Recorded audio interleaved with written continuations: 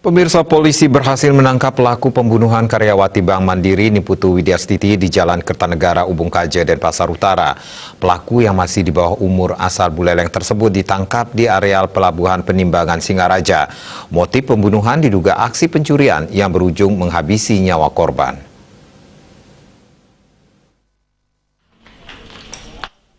Pelaku PAH 14 tahun ditangkap saat membawa barang bukti sepeda motor korban di areal Pelabuhan Penimbangan Singaraja.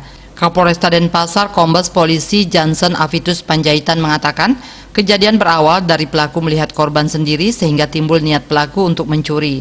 Selanjutnya sekitar pukul 16 WITA, pelaku mengambil pisau dapur milik orang tuanya dan kemudian berjalan kaki menuju TKP yang berjarak kurang lebih 25 meter.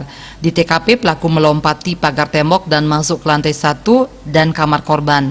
Sementara itu korban masuk ke dalam rumah menuju lantai 2. Melihat korban masuk, pelaku bersembunyi di balik pintu kamar lantai 1.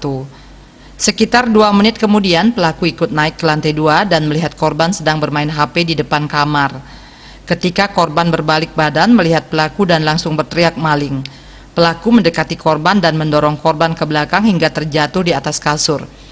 Saat itu pelaku sempat membekap mulut korban dan melakukan penganiayaan. Korban sempat melakukan perlawanan namun tidak berdaya mendapat serangan dari pelaku. Selanjutnya korban turun ke lantai 1 dan mengambil sepeda motor menuju Singaraja. Kemudian selain itu ada juga luka lecet sebanyak 4 luka. Jadi ada di batang hidung berbentuk garis muka ada 1 luka. Kemudian tungkai bawah kanan sisi ada 1 luka, lengan bawah kanan sisi depan ada 2 luka. Jadi totalnya ada 19 luka, baik itu luka tusukan, luka terbuka lainnya maupun luka lecet.